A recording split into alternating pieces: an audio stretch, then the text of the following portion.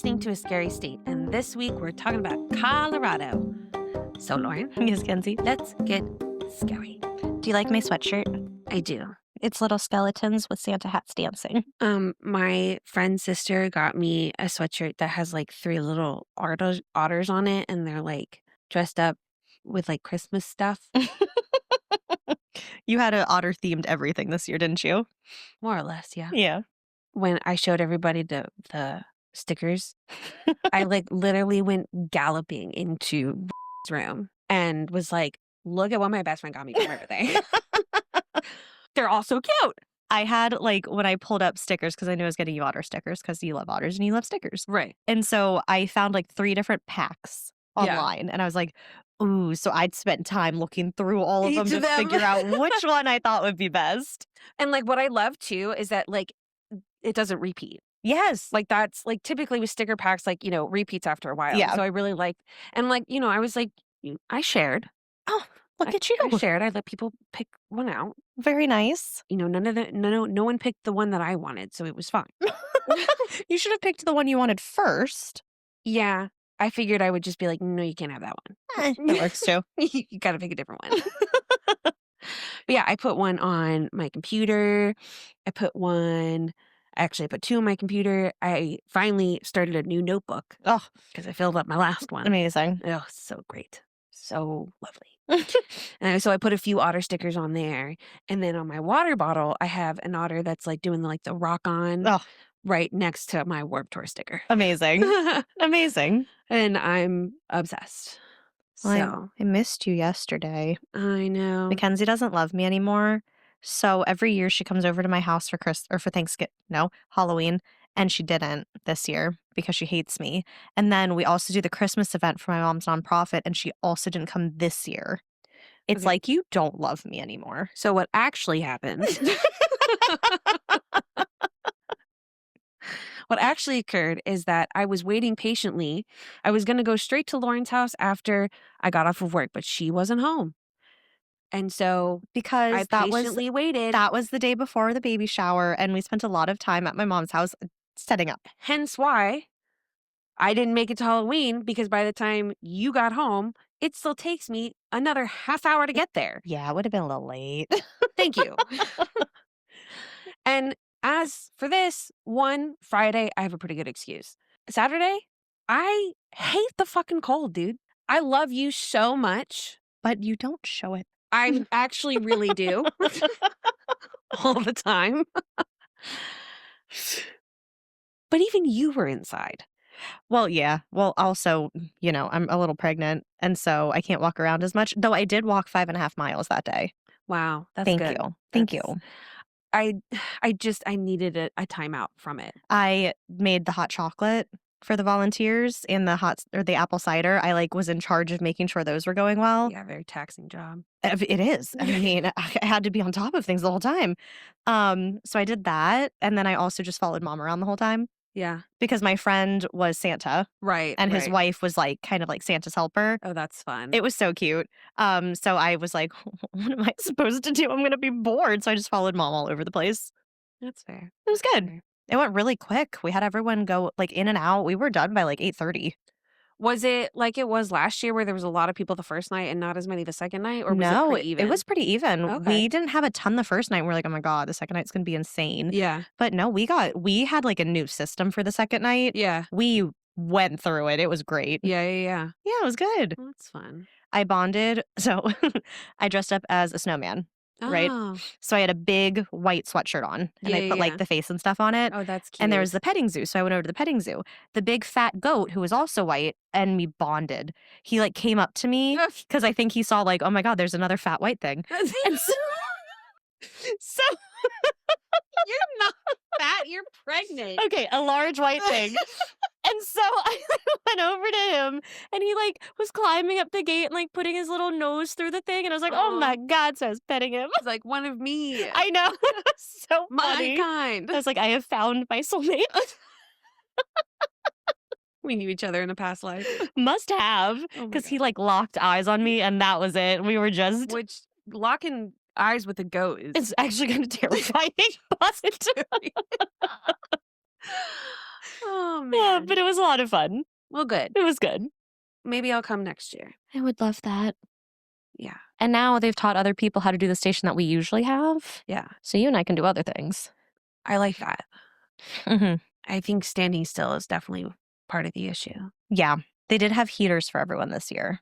Every year it gets just a little bit better. I know. It's like, okay, last year we were cold, heaters. Right. Last year we didn't have this, add that this year. Right. Just a little bit better every time. But yeah, so it was good. It was a good weekend. That's good. I also had a good weekend. Not freezing my ass off. Not spending time with your best friend, Kenzie. Yeah. Yeah, you better agree. I mean, it's factual. We did not spend time together Okay. on Friday and Saturday. Good. Yeah. I thought you were going to say you were with other best friends. I was like, no. Only me is your best friend. I was with other human beings that I like a lot that aren't you. I'll accept that. Okay. All right. So I do have a case update Yes, from one of please our last tell. cases. All right. So we haven't had one in a while. Yeah. But I have one for the Slender Man stabbing. So that was who I Oh. covered in our first Wisconsin episode. Yeah. So I was supposed to tell everyone last week, but I forgot. So I remembered this week. So super brief recap. In 2014, two 12-year-old girls in Waukesha, Wisconsin, Morgan Geyser and Anisha Wire, lured their friend Peyton Lautner into the woods and stabbed her 19 times, claiming they needed to serve the fictional horror character Slenderman. Right. Lautner miraculously survived. The girls were found not guilty, so the two who stabbed her were found not guilty by reason of mental illness and committed to psychiatric institutions. Yeah. So apparently, Morgan Geyser had allegedly cut off her Department of Corrections monitoring bracelet Uh-oh. and left the Wisconsin group home where she was staying. Uh-oh. In March, she had been released from the Winnebago Mental Health Institution and sent to a group home after 3 psychologists testified she was prepared for supervised release. Uh-oh. So she was found and taken into custody in Posen, I think that's how you pronounce it, Illinois. Before being located, she had last been seen in Madison around 8 p.m. on Saturday, November 22nd with an adult acquaintance. How old is she now? Oh my goodness. So she was 12 in 2014. So 23? Yeah, something like that. Yeah.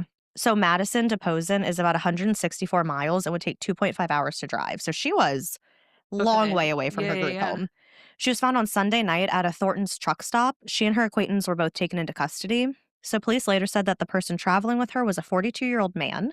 Oh, no. He was charged with criminal trespassing and obstructing identification. I don't know how they met. No, I do. Give me 2 bullets. Okay. So Bullet as points, that is. Yeah, 2 bullet points. So as for Geyser, she will be held until she is transferred to Cook County for an extradition hearing at 26th in California. This is the address of the Criminal Administration Court building in Chicago. So since Posen is in Illinois, she's being held in Chicago. It's about 25 minutes south of Chicago. She's there until she gets extradited back to Wisconsin. Where's she gonna go? They're gonna put her back in the psychiatric ward? So after she had been transferred from the Winnebago mental health facility to a group home, okay, hold on, I'll go back to that. So she was at a mental health institution. Yeah. She was put into a group home because they were like, she's good. Yeah. She escaped from the group home. Yes. So I think she'll be going back to the mental health facility. Okay. Not back to the group home. No, that I knew, but I would. Are you gonna go back to the mental health facility? Or is she going to jail? I think it would be back to the mental health facility. Okay, because like technically they deemed her like fit to leave. Right. But, fit to like be supervised on her own kind of thing. So after she had been transferred from the Winnebago mental health facility to a group home, prosecutors raised concerns saying that she had, quote, violent communication with a man outside of the facility and had read a book in the facility with, quote, themes of sexual sadism and murder. So first off, why do you have a book like that in a mental health group home? This sounds like a Criminal Minds episode when Of course it does. They released unsupervised visits Phelan Fowler something or other. Okay. He was like, the epitome of what you think of when you think of like a serial killer. And nothing is confirmed, but he may or may not have had like all these volunteers who were helping with a search party eat the body of the person. Oh, yeah. Yeah, so 10 seasons I've heard of that later, one. they're like, no, he's fine. And then like the, FBI people go and find like a shrine in the house. Right. That has all the stuff that he used the first time around. Right. So So it's like she hasn't changed. correct. Like you were like, oh yeah, she's good to go. Clearly was not good to go.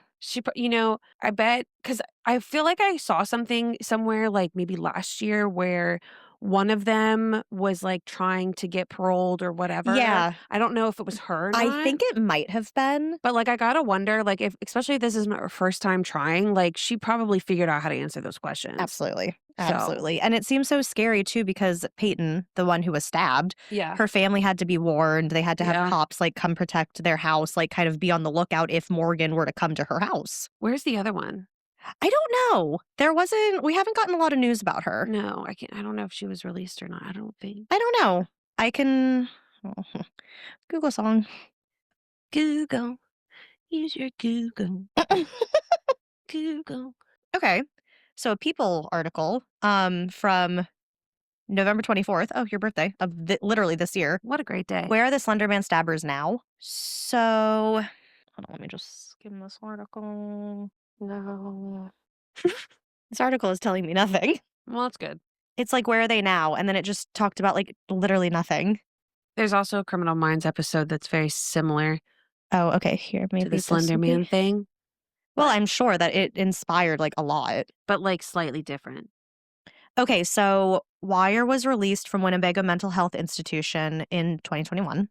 She spent more than 4 years in a inpatient psychiatric treatment. Mhm. She must reside with her father and isn't permitted to access the internet outside of her home. So she's there. Okay. So she's, I guess, with her dad. Yeah. And then Geyser's petition for early release was denied in 2024. Mm. And then I guess it was granted recently for her to be at a group home. But then she ran away. So yeah, upon her release, she was ordered to go to a group home. And then she removed her monitoring bracelet, all of that stuff. And then it doesn't say where she is now. Maybe in that jail. Or I think she's probably back at a mental health institution. oh, yeah. Mhm. But it doesn't say. No, it doesn't say. Hmm. Because that article came out 2 days after she was like, Caught. 2 days after she ran away. Oh. So it was like right around the time she was caught. So we Okay. don't have like the next step. Yeah. No, that makes sense. Yeah, That's crazy. I know. I feel like we'll be getting updates about that case forever. Oh, I'm sure. It's like, I don't know. I feel like it was like quintessential. Is a word. Quintessential? Mhm. Early 2010s. Oh, yeah. You know what I mean? Yeah. Like, I don't know. It just, Like the Slenderman internet. and all of that stuff. Yeah. And like it Yeah. being like the internet and like young people being easily influenced. And Mm-hmm. I would never stab you 19 times. Thank you. I wouldn't stab you 19 times either. I might flick you once in the forehead. But Well, we've that's already done about that, but you know. it. That's as bad as it'll get. Thank you. Just a nice little click. All right. Should we now get into the Colorado facts? Would love to. Amazing. All right. The Ludlow Massacre. In the early 1900s, why can't hundreds? Southern Colorado was coal country. Thousands of miners, many of them immigrants, worked under brutal conditions for the Colorado Fuel and Iron Company, owned by the Rockefeller family. Partially. Who else owned it? I don't know. Oh. Miners were paid in company scrip,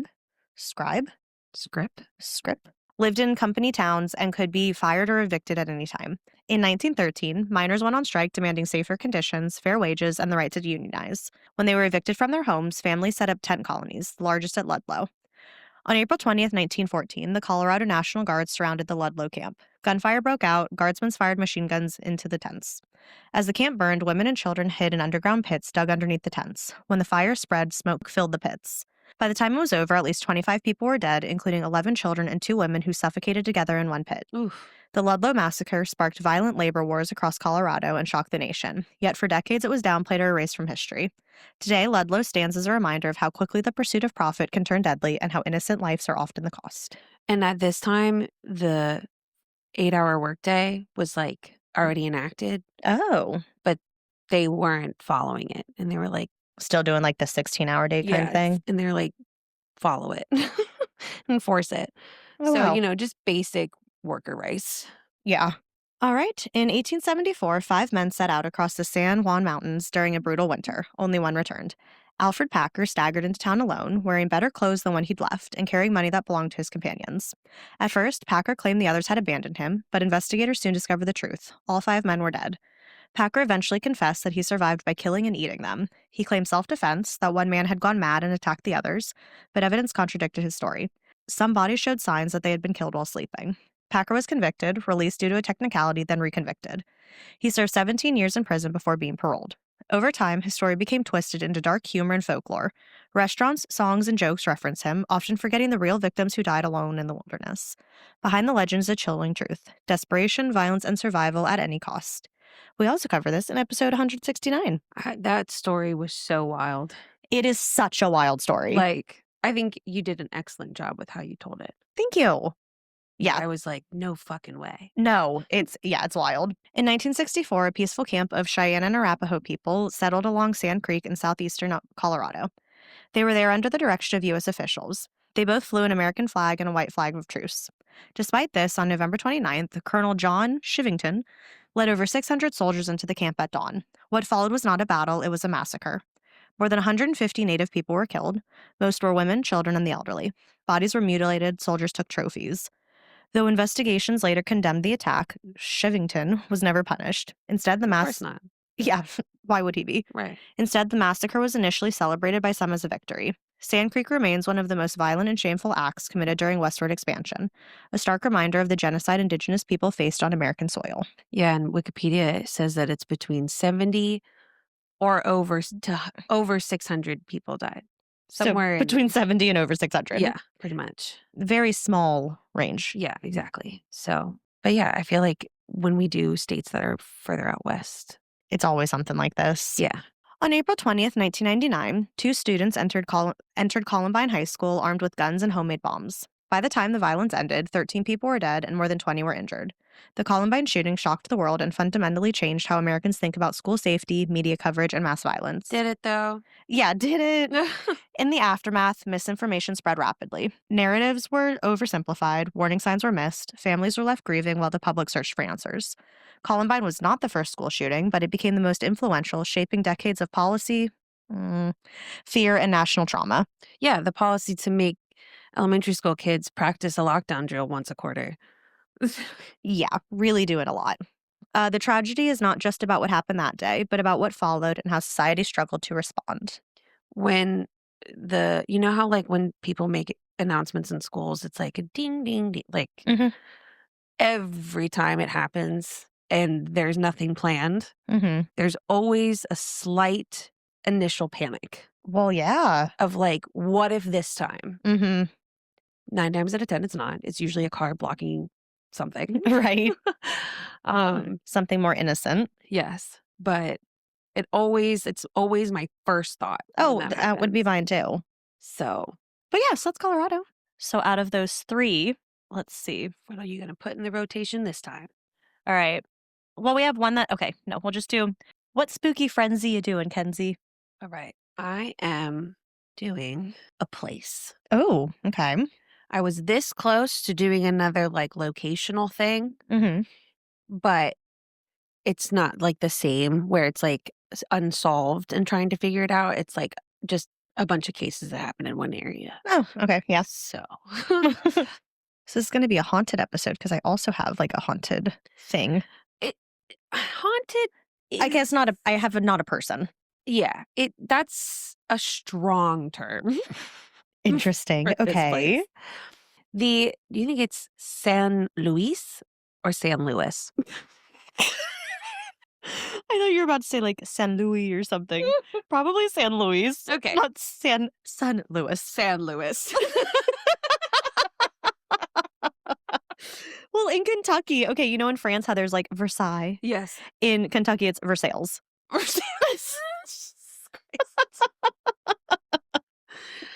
The San Luis Valley is a large, high-altitude basin located in south-central Colorado, bordered by the Sangre de Cristo Mountains to the east. It's beautiful. Thank you so much. And the San Juan Mountains to the west. Oh, we had Alfred Packer in the San Juan Mountains. Sitting at an which, makes sense given all the things that happen here, that would happen there. Yeah, Sitting at an elevation of approximately 7,600 feet, the valley is one of the highest desert valleys in North America. Although I did see on one website that it was like the highest desert valley in the world. Ooh. Who knows? Its flat terrain, sparse population, and low light pollution make it well known for clear night skies and long visibility distances. These environmental factors have contributed to the valley's reputation as a hotspot for unexplained aerial sightings, Mm. folklore, and unusual personal experience, many of which have been documented through local news outlets, outdoor publications, and firsthand online accounts Ooh, we love it. like Reddit.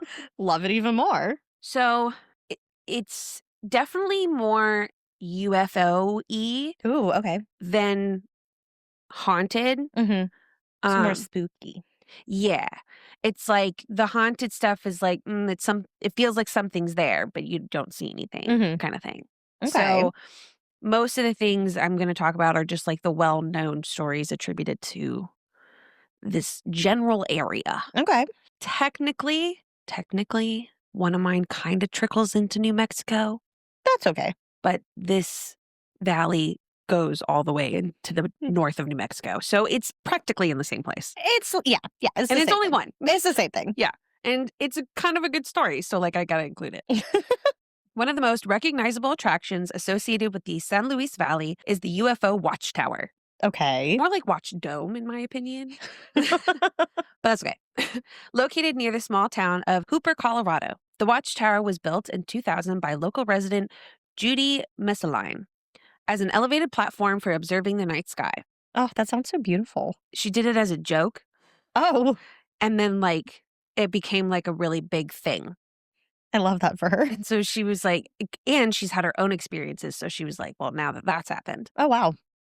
According to visitor logs and interviews, people report seeing bright lights that appear suddenly and disappear without sound, objects moving at high speeds or changing direction abruptly, orbs or flashes that do not resemble known aircraft. The valley's geography plays a role in these sightings. With few artificial lights and a wide, unobstructed horizon, stars, satellites, aircraft, and atmospheric phenomenon are more visible than in urban areas. Makes sense. Probably so gorgeous there. That's what I'm thinking. However, many visitors state that some sightings do not match known explanations. What do they know? The Watchtower also contains a healing garden where visitors leave personal items, notes, and objects. While not officially religious or scientific in nature, the area reflects how strongly people associate the valley with unexplained or metaphysical experiences. What else does this healing garden do? I don't. Is it supposed to, like, heal things?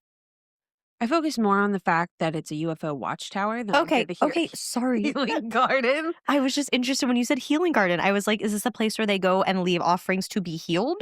Or do they just leave the offerings because it's a beautiful place? So what I think it is because, like, the way that I saw her explain it in some of these articles was that it became kind of like this safe space Mm-hmm. for people to share their experiences without being made fun of or belittled or things like that. Love it. So healing maybe Okay. emotions Yep. by being accepted and not being told you're crazy. Okay. That makes sense. Yeah. I like it. She's had a few herself. I didn't get specifics, but it's good that it's coming from someone who has experience. Yeah. Okay. But Got like it. I said, it's more of a dome. Okay. I wouldn't say tower is a strong word. So is it like ground level or is it slightly elevated? When you're looking at the pictures, it looks like it's not very high up. Mm-hmm. But then it's like one of those things when you're next to it, it's a lot bigger. Oh, okay. So it's just so you can, like, It's I like don't a know towering dome. yeah. So you can get us that much closer to the stars. Yeah. So To the stars. to the stars. One of the earliest incidents tying the San Luis Valley to UFO folklore occurred in 1967 near Alamosa, where a horse named Snippy was found dead with missing tissue around the head and neck. Initial reports described the scene as unusual and difficult to explain, which led to speculation about extraterrestrial involvement. We talked about Snippy in one of our other I episodes. thought we talked about a cow. I talked about cattle mutilation. Yeah. But I think I think part of it was about Snippy. I definitely remember us sharing this story, but I thought it was a cow. I think it was a horse. I don't know. Go on. Okay. Later investigations suggested natural causes and scavenger activity, but the case became widely circulated in UFO literature and media. Snippy's skeleton is now on display near the UFO watchtower. It is, in fact, Interesting. reinforcing the story's connection to the valley's reputation for unexplained events. Ew. Yeah, it's like, well, it's set up like, if you were to go to the, like Natural History Museum Mhm. and they have all the skeletons of all the Yeah. different that's what it looks like. Oh, okay. Yeah. Okay. It's not like creepy. Right. Like, here's just a skeleton It's a taken out. clean skeleton. All the gunk is off, I would hope. like body parts Yes. inside. When I think skeleton, I think a clean, not like gunk-free thing. Oh my gosh. Okay. Complete side note, but I have to tell you this because it's funny. And I think people will find it funny too, given how I am. So Friday, an old coworker was visiting from out of town. So we were all together at my other coworker's house, hanging out, just like chit-chatting, eating treats and playing games and all Oh, that kind of beautiful. stuff. When I first arrived, they were watching something on the television. I'm putting my things down. I'm taking my shoes off, getting myself situated. And I turn around. And as soon as I turn around, there's some weird, crawly, baby, demented looking thing. And I immediately was like, what is that? And like scurry over past the TV and like put the stuff down. And I'm, everyone goes into where the front of the TV is I'm still standing by the Behind table. it, yeah. And they're like, come on. I was like, I'm not watching that. I don't know what it is. I'm not watching that. Did you find out what it was? No, I didn't ask. Oh my God. I didn't ask for clarification. I didn't ask for anything. And I told them about the last time I watched a scary movie and all the things that had happened. And I, realizing I don't have to put myself through that. And I was like, I can sit and have my back towards the TV and you can watch it if you want. They were like, no, that's dumb. Like, And then it's what's also the thing where they're like talking to you and then look and go. well, then and look I can back at also you. hear it. So it's like, So when they have the wide eyes staring past you, you Right. know why. and like there was one part where even they were like, ugh, and I was like, no. I want to know now what they were watching. It was on HBO.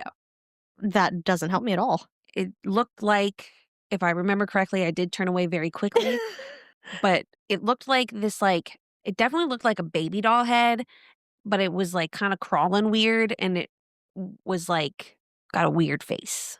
Ew. Yeah.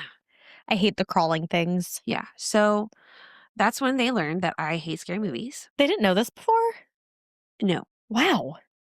It tends to not come up often, especially at work. Like, Okay, yeah, I guess that makes sense. and so we were looking at other things and they were like, so wait, have you seen this? And I was like, no. What did I just say? I don't like them. I have I not don't seen like anything. them. I haven't seen anything. I don't know what anything is. I don't know what anything refers to. I have not seen it.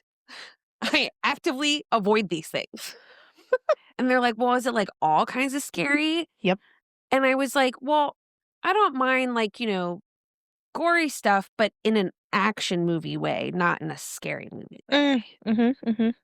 And they were like, okay, well, we'll just find a comedy. So we're going through things, and there's one that like it seems like more thriller-ish.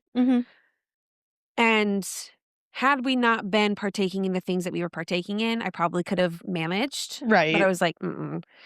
And they were like, well, it could be funny. It might have, because I forget the actors who were in it, but it was like, it seemed like maybe there was some funny stuff going on. And I was looking at the description. I said, that says thriller and then something else, or drama and whatever. There's no comedy in there. It doesn't say comedy. It doesn't say comedy in the description. That's not there. We didn't even end up turning anything on because we were just talking and Right. all that kind of good stuff. But yeah. So God, you're so brave. I don't even want to go find the movie. I wouldn't expect you to go find the movie. I can ask my coworker what the movie was. I'm just like curious now. I'll ask her. Thank you. But yeah, so stand your ground, people. Never give in.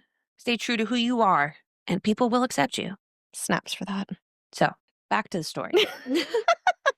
In September 2019, two bow hunters, Josh Brinkley and Daniel Lucero, were hunting elk near Cerro de la Olla. You sound so white. I don't pretend to be anything else. I wouldn't do any better, but I'm just saying. I'm not even going to try again because I feel like I'm only going to make it worse. It's a mountain range close to Taos, New Mexico. When I first read it and I saw it, I was like, That's not in America. But we also have like a Paris, Texas. So really, what do I know? Right. So Versailles, Kentucky. it's just south of the Colorado, New Mexico border, Okay. but it's in the valley. That is mainly in Colorado. Correct. I gotcha. So during their trip, they reported a series of unusual observations that shifted their perspective from typical outdoor experience to something far stranger. What's always funny to me when I read people's accounts, because there's like an article like with the one of the guy, he's like explaining what had happened. And maybe it's because I'm tired, but I'm like, I don't understand. And so like I'll read like another article where it's like a little summary and I was like, oh, okay, that's what happened. Thank you. On the first morning, Brinkley walked through the wooded area and came upon two tall figures standing approximately 30 to 40 feet away. The men initially assumed the figures were other hunters, but Brinkley later described them as having large, unusual head shapes, unlike typical hunting gear or clothing, and when he looked back, they had vanished. Huh. Didn't think too much of it. Trying to get elk. Next day, the duo encountered what they described as a large tent-like structure, nearly 50 to 60 feet across and unlike any camping or hunting setup they had seen, which also disappeared shortly after they noticed it. Like they were driving and one of them had his eyes on it and it was seconds that he didn't see it. Boom, gone. Interesting. Yeah. And it's like nothing that we know of can disappear that quickly. Correct. Yeah. And silently. Yeah. Both men are reported to have been skeptical of extraterrestrial explanations before the event, but afterwards stated that the experience challenged their assumptions about what might be in the area, which I saw a lot of. Mm-hmm. Like that was a very common thing. I did not believe in, but now I Until. do. Yeah. I do love the stories that change people. Right. Though the incident took place just south of the San Luis Valley region in northern New Mexico, it is frequently cited along UFO sightings and high strangeness reports from the valley itself, especially because of the similar descriptions of unusual aerial or anomalous phenomenon. And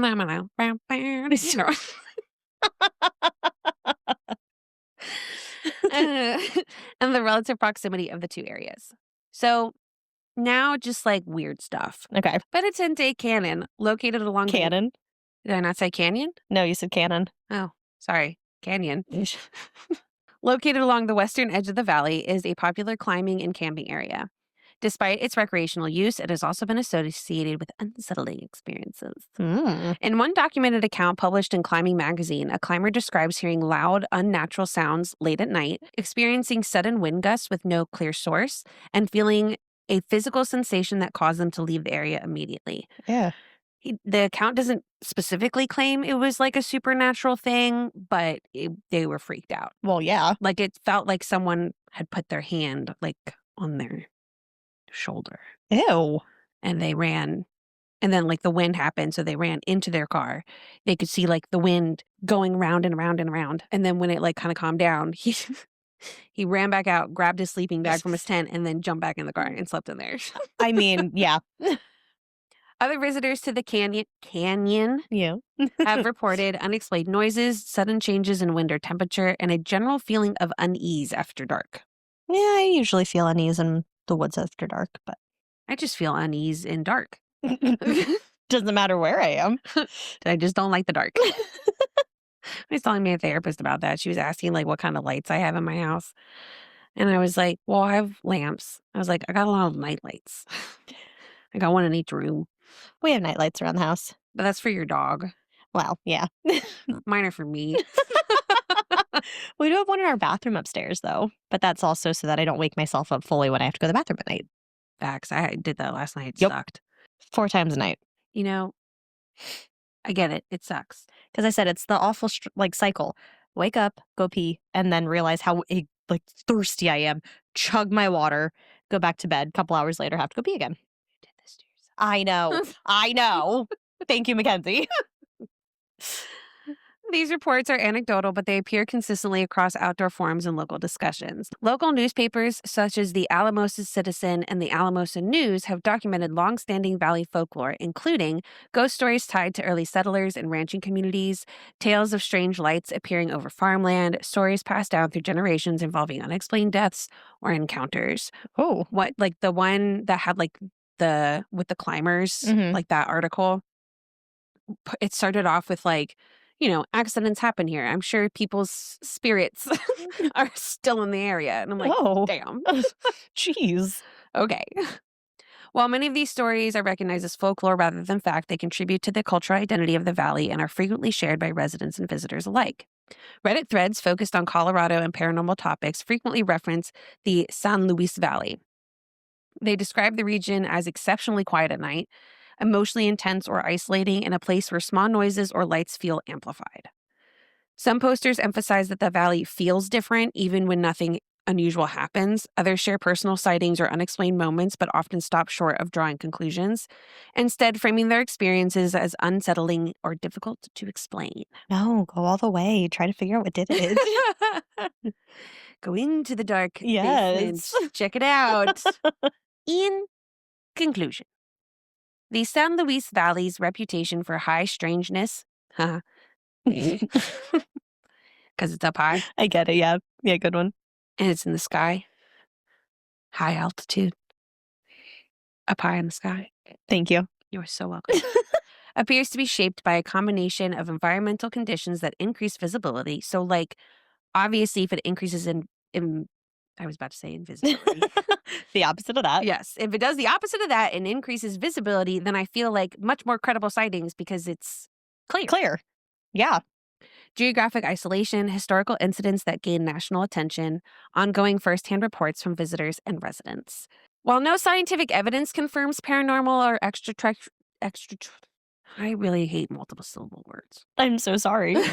While no scientific evidence confirms paranormal or extraterrestrial activity, the volume and consistency of reported experiences have made the valley one of Colorado's most discussed regions when it comes to unexplained phenomenon, possibly the most haunted valley.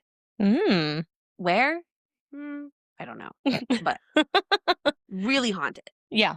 Or I guess not haunted, strange. Yes. Very I guess, yeah. unexplained. Yeah. Whether viewed through a skeptical or curious lens, the San Luis Valley remains a place where stories, sightings, and folklore continue to accumulate. Mm.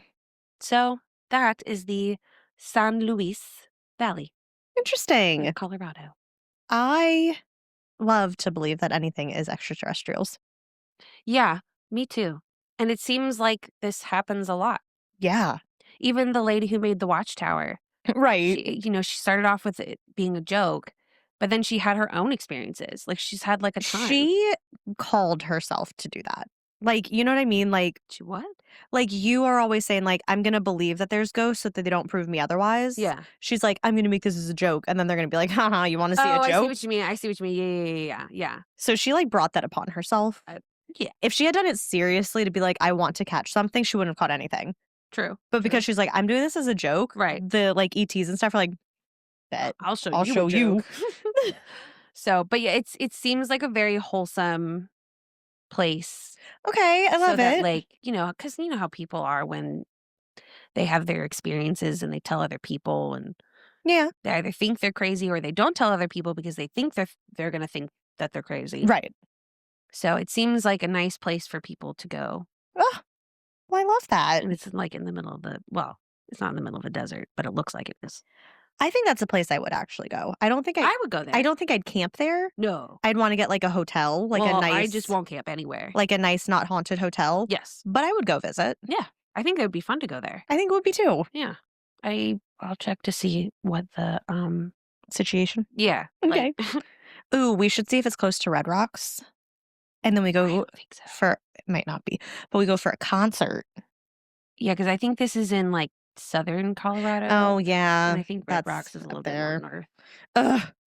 Ruining our dreams. So sorry. It's okay. I will speak to the Colorado geography team. Thank you. I'll get it fixed right away. Yeah, be like, move all your hauntedness over there. Yeah, I'm going to need you to bring this down here and move that to the side and scooch that up a bit. Perfect. Just like you wanting to make a Christmas in July. I didn't want to make Christmas in July. I wanted to celebrate Christmas in July. With the Christmas event. Yeah. For the children who don't get Christmas and this is their one Christmas. Well, do it in July instead. They can save the presents if they really want to. Oh my God, no child would look at presents for like 7 months and just be like, one day. Look, I am actually thinking of the children because it's warm. The kids are fine.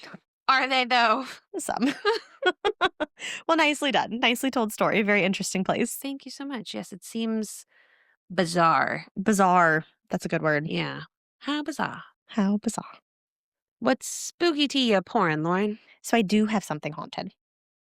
Ooh. Just northeast of Colorado Springs is the small town of Black Forest, whose name comes from the abundant Ponderosa pines all throughout the area.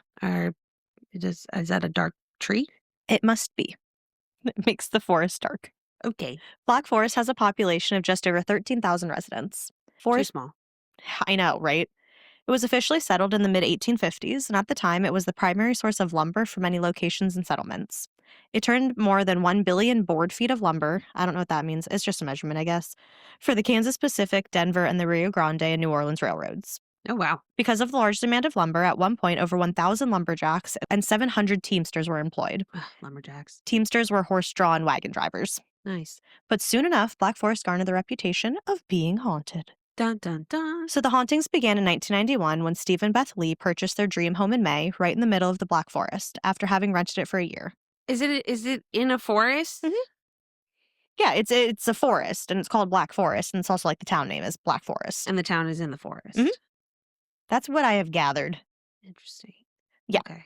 They and their 2 sons had loved living in the Black Forest, and before renting this home, they had rented a few others in the area. This dream home was a rustic 2-story log house on a few acres of wooded land. Does that sound nice? It sounds beautiful. Everything was great for a very short time, but shortly after officially purchasing it, the couple started to experience some strange occurrences. They would hear unexplainable noises like the sound of chains, loud orchestra music, and footsteps that sounded like they were crossing hallways when no one was there. Chains. Yeah. That sounds unpleasant. They would smell foul odors that would burn the family's throats and eyes, and they would see flashing lights that even flashed when the power was off. Their electronic devices and appliances would keep turning on and off, doors would open and close by themselves, their sons would complain of weird lights and shadows in their rooms. No, thank you. But at first, the family just kept blaming all of the odd things on drafts or faulty wiring. For some of the light shit I get, because it could be, and if it was me, that's what I would tell myself. My, bedroom light will sometimes, not Flicker. flash, flicker, but not, going all the way off flicker. Just like get brighter flicker. Yeah. Yeah, and it's kind of weird sometimes. But maybe, yeah, I just always blame that on faulty lighting, so I guess. Right. But things kept intensifying. One night, Beth was woken I'll show up. you faulty wiring. Right. One night, Beth was awoken by a bright blue flash that came from the hallway. It was like lightning, but there was no storm outside. Beth got up to check, and immediately she noticed the air smelled like ozone. What's that? I will get to it. And the walls themselves seemed to pulse with light. Ew! Nothing So- should pulse ever except for your heart. So I was like, what the hell does ozone smell like? So Google says it smells sharp, pungent, and clean. That doesn't. It doesn't help at all, but that's the description of what ozone is. Okay, that was not helpful. Just but get an ozone air freshener and we'll see. No, thank you. Steve then began hearing footsteps in the attic, heavy footsteps that would shake the rafters. But the moment he would race upstairs to see who was there, it was always empty. Then the family began hearing voices. Sometimes they would hear their names being called from the attic. That's not nice. Other times they would just hear their name being called from all over the house. The disembodied voices would then sometimes laugh. That's not nice. That's so terrifying. That's so not nice. But other times those voices would be low and angry, speaking in a type of language that no one could understand. I wonder if it's like Native American, like whoever the Native American tribes that were living there. I wonder if it's like their language. Oh, that's an interesting thought. Maybe. Obviously, the family was having a hard time sleeping at this point. Cold spots, slamming doors, and the sound of children's laughter was keeping them up. Not their own kids. No. One day, the Lee's teenage son screamed from his room. A shadow figure had apparently stepped out of his closet and stood at the end of his bed before it vanished into thin air. See, that's why you just don't look at some shit. You just keep your eyes closed. Yeah. You definitely don't keep no closet door open. My mom does. She keeps her closet door open. And it's like right next to her bed. She has too many clothes. She can't close it. Couldn't be me. It couldn't be me either. Finally, by night, also up in our room upstairs, I think the floor is like slightly uneven because I have one closet door that sometimes just pops open on its own. It is so creepy waking up in the middle of the night and seeing it just slightly open.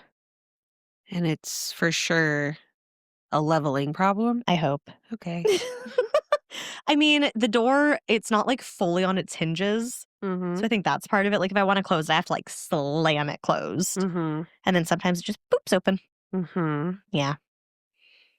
Yeah, and I love it. So, back to this story. Finally, by 1992, Steve purchased an expensive security system and began setting up cameras and recorders throughout the house, hoping to find the source of all the weird stuff that was going on. They first thought that it had to be pranksters, people trying to scare the family out of their new home, but they were growing more and That's more a unsure of lot of that. work. I know, That's right? 1, a lot of work, and 2, it sounds like they're relatively in the middle of nowhere. And it's also like they've lived here for a year or so before they bought it. Right. Nothing happened when they were renting. The moment they bought it is when all the stuff started happening. They knew that they were now permanent guests, and it's like, "All right, well, since you're here, let's lay some ground rules. Right. I'm gonna be popping up whether you want me to or not." But the security system supposedly failed. They were set to go off and start recording when something happened. They would do that, but when the family would watch the footage back, there was never anything there. The mysterious events continued on, though, so Steve set up even more cameras and even got a newer and more expensive security system. I wonder if it was like a sensor went off because something was there, but, like, it made itself to not be seen. I don't know if they have the ability to do that. That's what I'm thinking. Like, something's triggering it, Right, but we right, can't see it. right. Over several months, the newer security cameras picked up quite a bit of things. Hundreds of flickering blue orbs moving through the air, orbs that were invisible to the naked eye. Shadow figures walking through walls, poltergeist activity that included books being thrown from shelves, doors slamming, and pictures being ripped from walls. Voices were also caught that would say things like, "Leave us alone," and "We are here." They didn't bother you. I know. Like, they were just minding their business. I know. The evidence was so much that the family contacted local law enforcement. The El Paso County Sheriff's Department came out to investigate their call. They checked for trespassers, electrical malfunctions, anything really, but they found nothing. In a 4-year period, the couple had 62 unexplainable break ins that the Sheriff's Department always came out for. So it'd be like they would hear something as if like someone broke into their house and there would be nothing. I'm surprised they stayed this long. I would've been out. I mean, they bought it. I guess you can't just quickly leave. Yes, you can, I feel like there's a lot of work that has to go into that. but you don't have to do it at the house. You could leave. I would leave. Finally, in April of 1993, the El Paso County Sheriff's Department opened an investigation where they conducted 45 follow ups but could never find evidence of a crime. Though the sheriff later admitted that They're all. still thinking it's a crime? I think that's what they're hoping. Fair, Though fair. the sheriff later admitted that officers had seen strange lights that were glowing and floating that would vanish like sparks in the night. After the police were no help, the family hired private investigators to try to figure out what was going on. The family ended up spending over $40,000 on security, PIs, etc., using up a good majority of their savings, college funds, and investments, but the private investigators also turned up empty, finding nothing. Doing all that when you can just fucking move. That's crazy. I mean, $40,000, that's like a good down payment on a house. You're taking away college funds and going into your savings? I know. What? Steve eventually noticed that photographs and videotapes taken in certain parts of the property had strange light streaks running through them, and sometimes translucent faces would appear in the film. No. It appeared that 3 parts of their home were more prone to these unusual photos: the outside wall next to their satellite dish, Interesting. the living room, and the upstairs master bedroom. That sucks. Steve spent a ton of money on high quality cameras to try to capture exactly what was causing these light streaks, but each time he would just capture unexplained light phenomena, bright beams, floating balls of light, and glowing outlines that appeared to be of humans and animals, but never the cause of these things. I think he was hoping he would see something to be like, that's the reason, instead of these things are just appearing. At what point do we realize that maybe we're just not going to get a definitive answer and we need to stop buying expensive shit? Never. So most of these things would only appear on film, barely able to be seen by the naked eye. It was at this point in early 1995 that the Lees reached out to the TV show Sightings. No. So per Wikipedia, Sightings is an American paranormal and news television show that first aired News. that first aired in the 1990s. It began as a special titled The UFO Report, Sightings on October 17, 1991, and was created by Linda Moulton Howe. The show featured a variety of paranormal phenomena, including UFOs, ghosts, and Bigfoot, presented in an investigative news format. Hosted by Tim White, it included interviews with individuals who reported their experiences with these phenomena. The show was canceled in 1997, but it continued to have reruns until 2003. Damn. So, they reached out to this TV show. Hollywood special effects technician Edson Williams looked over the films and photos that the Lees had taken and determined that the light images they captured would be hard to reproduce, as they seemed to defy the laws of optics entirely, and decided that they needed to move forward by coming to the Lees' house. The show's producers, ghost hunters, and mediums came to the Lee's house and scoped out the situation. They even brought Minneapolis ghostbuster Echo Bodine, who was able Ghostbuster. who was able to determine that there were multiple spirits in the house. We've gathered. Right. All of the spirits led by a threatening male spirit who claimed that the house was his. It might have been. It could have been. Like, Bodine also determined that there were at least 20 other spirits in the house and determined that the level of activity in the house was, quote, monumental. Bodine expressed that she felt extremely uncomfortable in the upstairs bedroom, which she said was full of spirits, but not restful ones. As she was saying this, as if to prove a point, one of their cameras was flipped off of its tripod and crashed to the floor. that's hell of timing. I know. A thermal imaging camera also caught what appeared to be a hot spot right in the location that Echo had said a man was standing and watching them. During filming of the show, Beth and one of the crew members were overtaken by a spirit.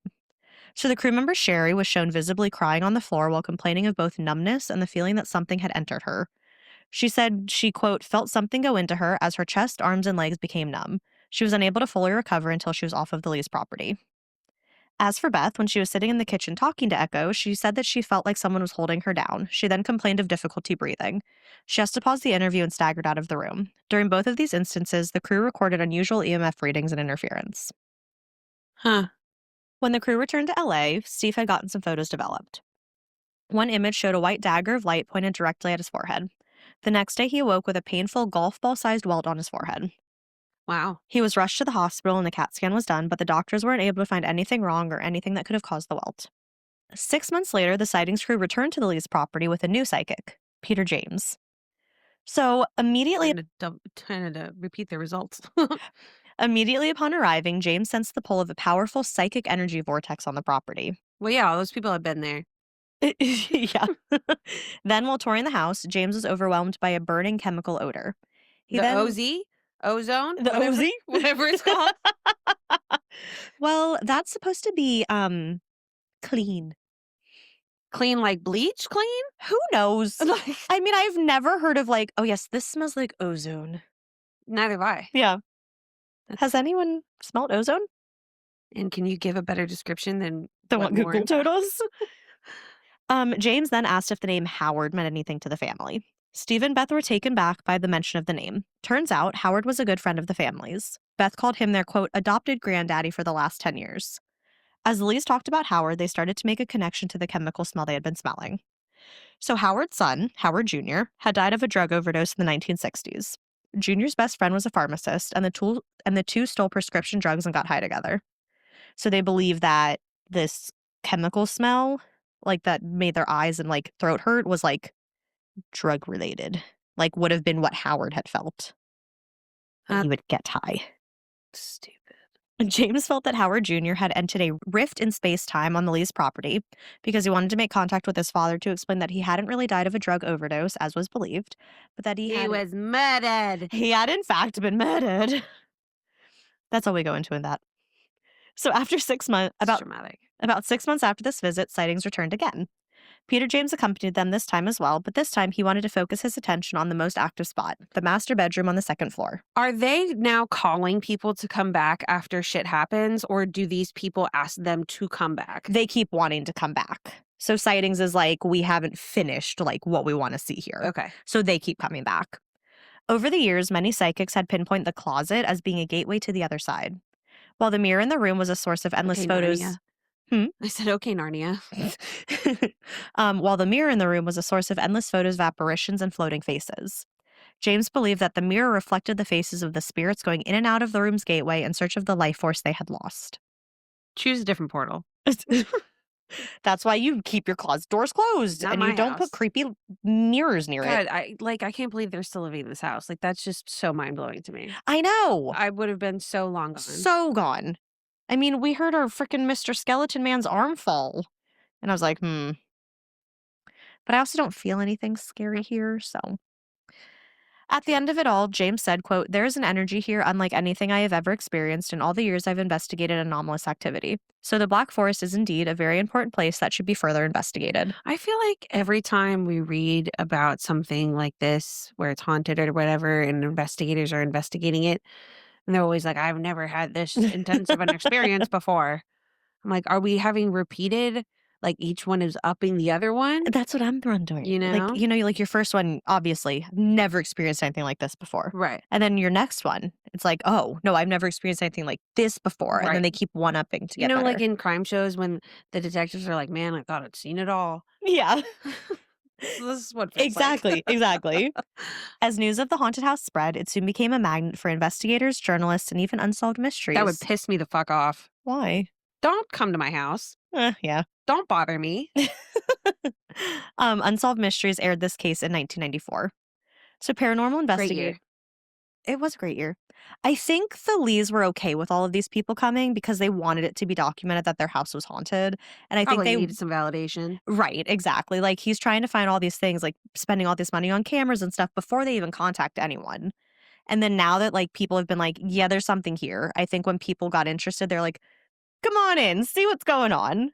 Like to maybe find an answer or like Maybe, or just figure out, yeah, like just be validated. maybe both. Hmm. Paranormal investigators set up equipment inside of the home. They recorded EMF levels way above normal. Some even described it as an invisible energy field that moved through the house like a living thing. Beth once said, quote, you can feel it watching, like the house itself was alive. Move. One investigator said that the haunting felt intelligent, that it was responsive.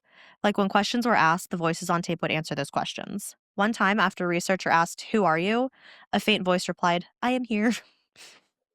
Over the years, the Lees have called in over 30 different specialists. Like when you're taking attendance and you call the kid's name and they're like, not here.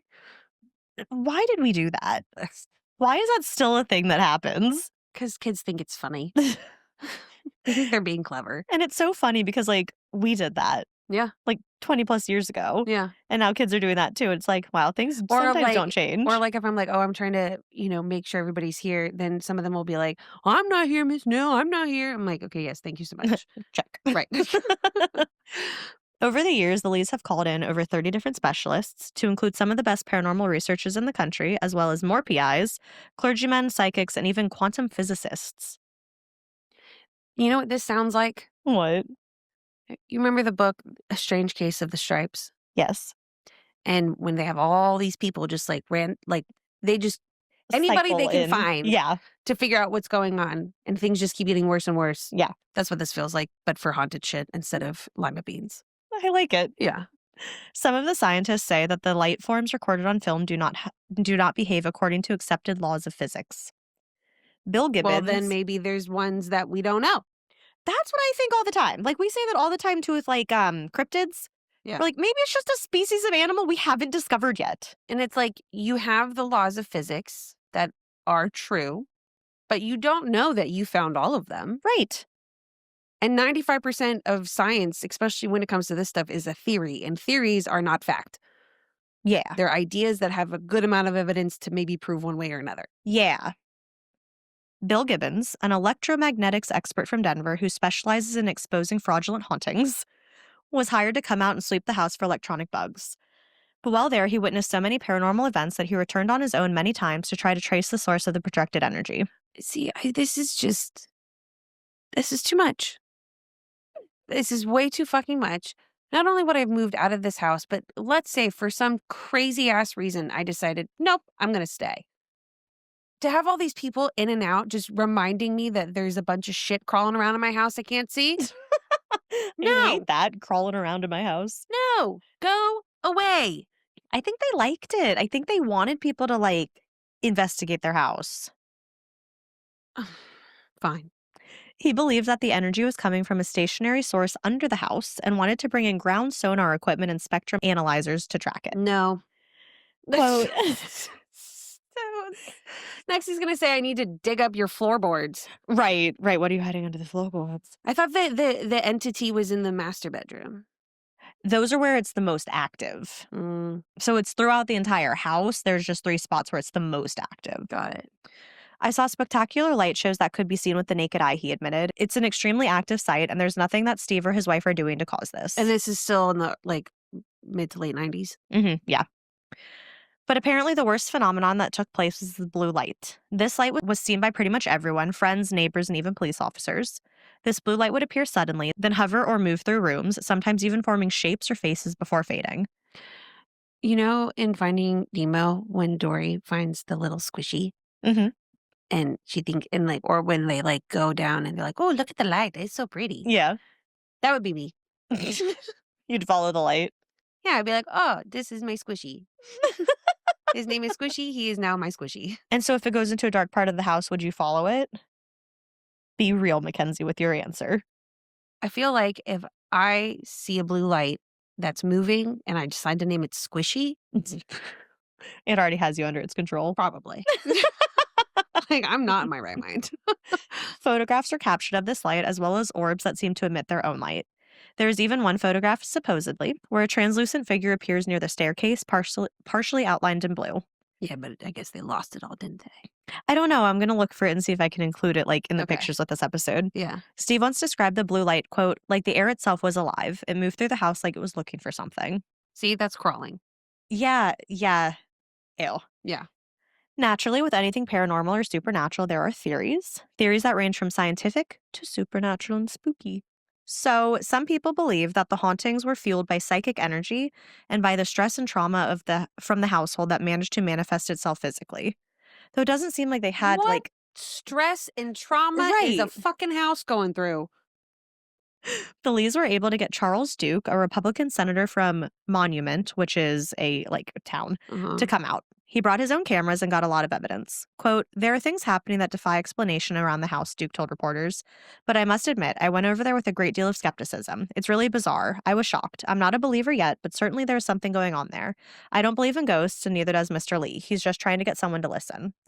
He even asked the Oh, there's a fuck ton of people listening. I don't know who else you need to listen to you. Right, everyone believes you. There's something Right. going on in the house. This Republican dude, Charles Duke, even asked the FBI to investigate, Oh, sweet but they Jesus. declined, explaining that they could only come investigate if there was evidence that a federal law had been violated. Fair. But one FBI agent suggested that the problem may be poltergeists.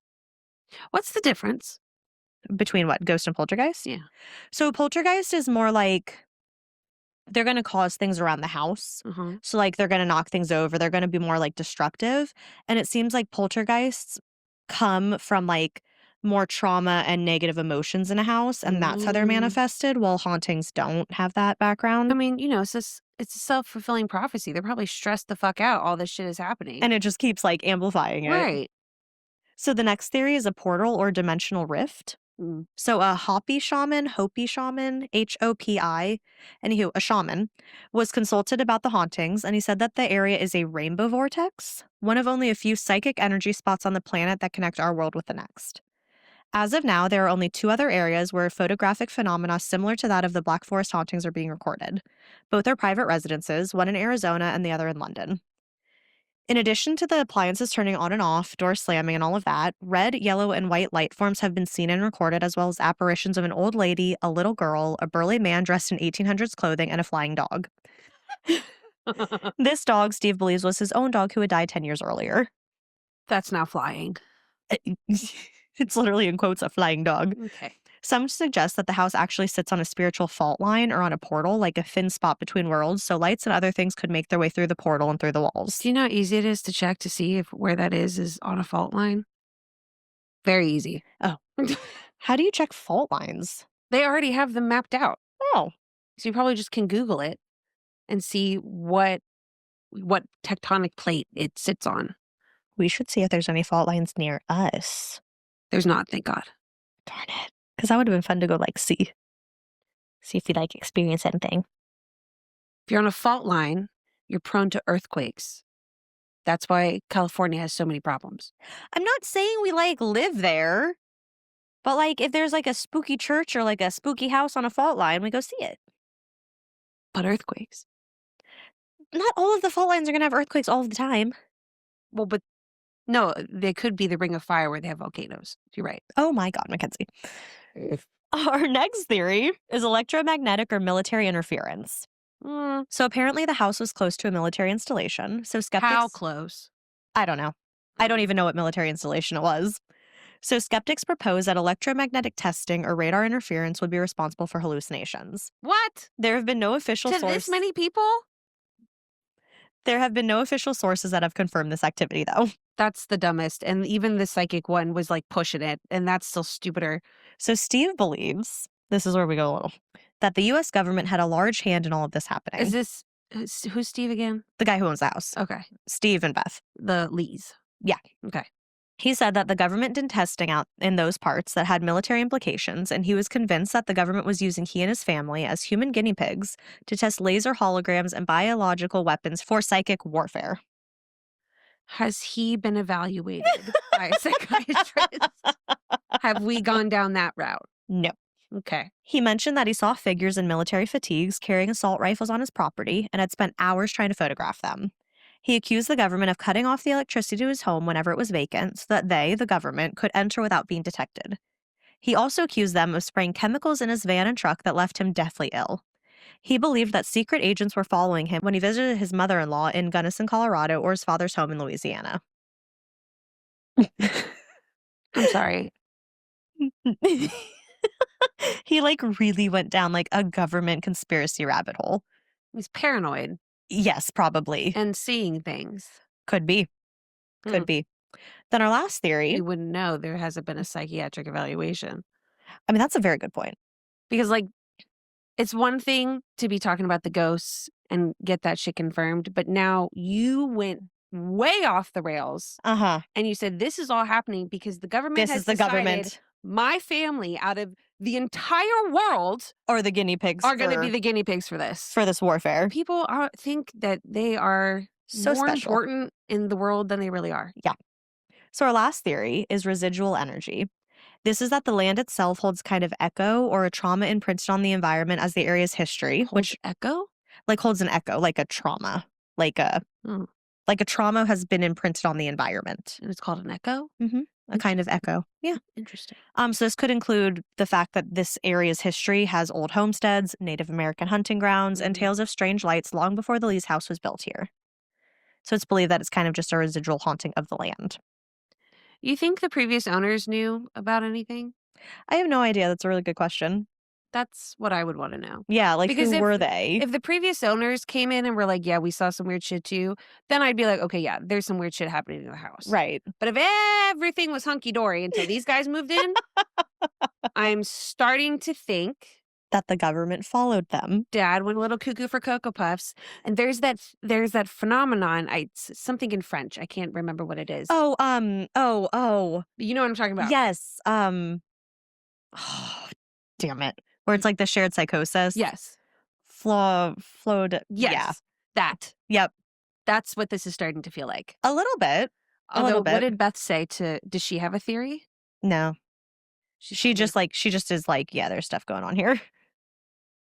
I'd have been out so fast. So the Elise eventually moved out. But even then, the house remained active. Neighbors still reported hearing unseen footsteps in the woods, doors slamming, and faint voices drifting through the woods at night. How long, from when they moved in to when they moved out, how many years was it? I don't know. I didn't get an answer, but they lived there for at least 6 years. And they finally decided, you know what? Now is our breaking point. Right. We're going to go. Yeah, no, they lived here for a good amount of time. I wonder where they went to. I don't know. One real estate agent refused to no longer use me or my family. Yeah, use the next people. One real estate agent refused to ever go back inside the house after she heard children laughing from an empty room. A contractor who was hired to do repairs quit on the spot after he saw shadows moving up the staircase when he was alone. And over the years, new owners have moved in but quickly moved out, saying that they, quote, don't like to talk about their time there. People who hike in the nearby woods have even reported seeing a blue light moving through the trees, and campers have reported hearing muffled screams from deeper within the forest. So maybe the house can be considered occupied. By what? Who knows? That doesn't matter. But yeah, so that's the Black Forest haunting. That house sounds like the house in Monster House.